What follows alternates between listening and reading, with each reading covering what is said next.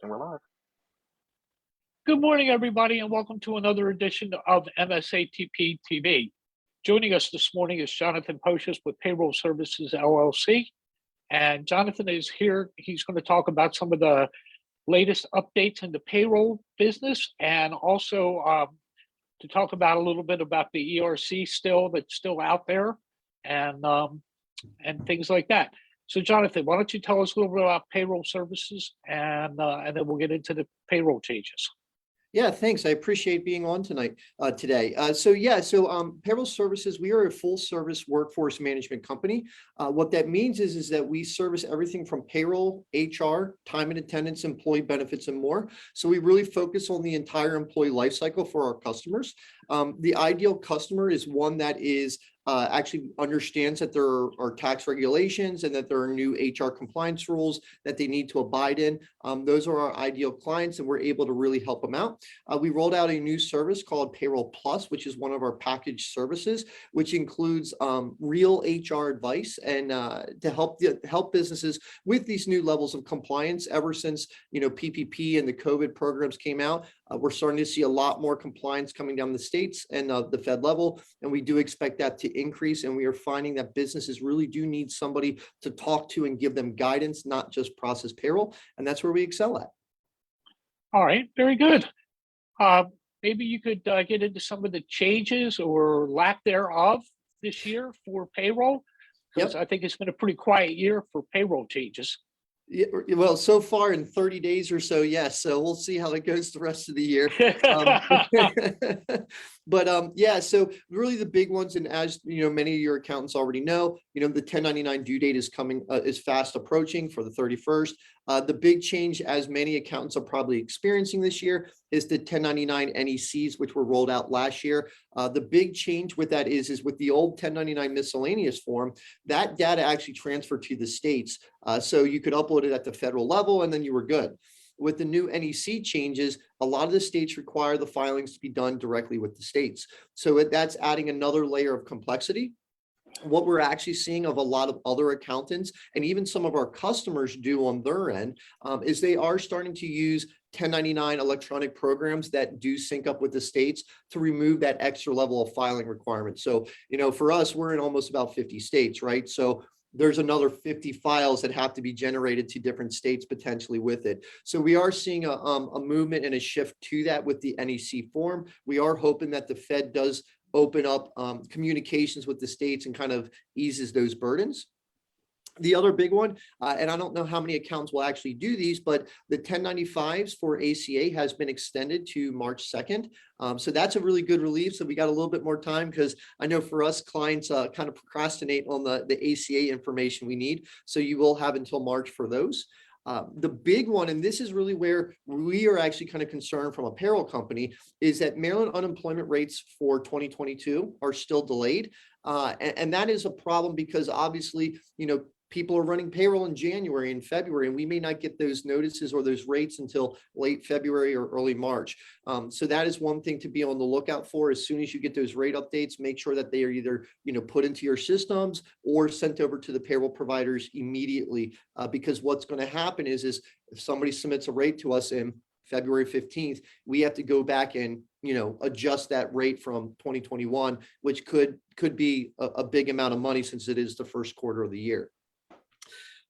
The other one that we are finding is state registrations are extremely slow right now. The states are still mainly working remote. A lot of these guys are not processing as quickly as we would like. So state registrations are taking several months, and that has a really big impact on your withholding deposits, your unemployment filings. So as you know, Maryland rolled out the Beacon in late 2020, and that Beacon system is very finicky, meaning if you don't have an account, you can't register. If the account is in pending status, you can't file your taxes.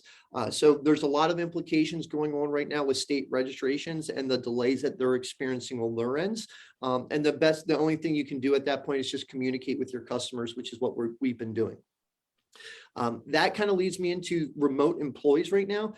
As you know, with all the COVID stuff going on, there's been a lot of movement towards the remote workforce. This is something that customers really don't have a good understanding of how it works. And we see so many incorrect tax setups coming over when we convert clients off of other companies. I won't name any of them, but we see a lot of the problems for it. The basic rule of thumb is, where does the employee actually work and where does the employee live? If the employee is working remote, the work location is actually their home, right? Where they're working. That is considered the work location. So employers do need to abide by that state's unemployment rules as well as labor laws. So if we had somebody that was in New York, for example, but my office here is in Maryland, you would need to have a New York unemployment account and a New York withholding account. The only caveat is if there's a reciprocal agreement in place, and then that may be allowable to change those rules. So we're seeing a big movement to work remote workforces. And what that means that you need a lot more state registrations, which is causing additional issues with it. So as we go through this transition, those are things to be on the lookout for and to advise clients of when they start hiring remote employees. I would say out of all of our customers, I would probably say at least 50 to 60% have at least one remote employee. And that's going to grow. That trend is growing. Here at Payroll Services, we're starting to hire people across state lines because people are working remote and we can find better talent, throughout the entire nation rather than just in Maryland.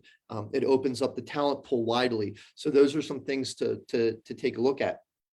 The last update that we have is on employee retention credit, or ERC. ERC is still up there, guys. You have 3 years from the time that you filed your original 941 to actually amend the form. So we do have time to keep doing employee retention credit calculations. That's a big one. What we are seeing with that as far as refunds go, you can't e-file a 941X, unfortunately. That's something that a lot of my peers in our lobbying group has been working with the IRS to see if we can actually open up 941Xs to e-file. The timeline to getting those refunds is really between like 6 and 8 months. That is if we're lucky. That's where we're seeing them. So when we started first filing all of our 2020 amended returns back in February, we saw most of those customers starting to get refunds in September, October, and November. So 6 to 8 months is really where the time frame of getting those are. And we are continually doing so. So we still have a backlog of new customers that are coming in that were not aware of the program that we were able to help with. So just because the ERC is almost 2 years old now, don't think that your customers know about it. You need to have the conversation with them and then direct them to somebody that can help them out. You can always reach out to us for ERC. We do work with accountants directly to provide their customers employee retention credit services. So that is something that we open up to the MSA. Okay, very good. As we look forward to the end of January, which is only a couple more days away, what is the hot topic as far as W-2s and the 1099s? Are there any problems with e-filing those and getting those going? No, for most accountants that will be filing it, I don't think they're going to have too many problems from a bulk level perspective. And this is kind of consistent with COVID, so when COVID happened and unemployment spiked, the Fed was dumping a lot of money to the states to upgrade their technology. The biggest issue that we see now is states are upgrading technology. Ohio, for example, just upgraded their unemployment system. Surprise, surprise, right before filings were due. So We're dealing with those types of things. So what I recommend is if you can paper file and don't fight the e-file system if you're an accountant. For us, it's a little different because we're filing thousands and thousands and thousands of returns. The other one is if you're processing payroll internally, the unemployment systems, you got to get a jump on those. Those things are changing. As you know, Maryland changed their system, things like that. And some of the states are now requiring a limited power of attorney, for a better word, to be able to do certain things unless you're logging in as the client's login. So we do expect to see more compliance and regulation changes with just the filing process. And we don't think it's going to be a good change as far as making it smoother to get things set up. Once things are set up, they should work better. But again, like in Maryland's case, we used to be able to file a company that was in a pending status via paper and they would accept it and things like that. Now you don't have those capabilities. So we are seeing much more compliance coming into our office because of these issues.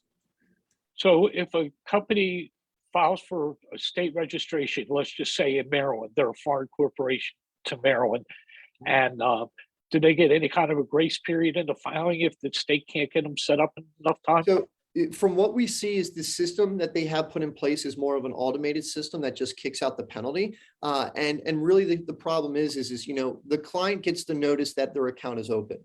Hey, Bill, Right. here's your letter from the state. The problem is a lot of clients are not as proactive as we would like with those. So, by the time we get it, it could be a month or two later. We're not really seeing a lot of grace periods for those things. But then again, it really just comes down to how much is the penalty versus how much work is it going to be, right? If it's a $35 penalty and I'm going to charge you $150 an hour, it's better for you, Bill, to pay the penalty.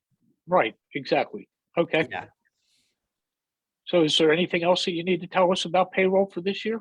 Not yet. I hope it's a quiet year. Right now we're 27 days in and so if they roll something out tomorrow, I'm going to be quite upset. There is two big on the federal side that we're watching closely.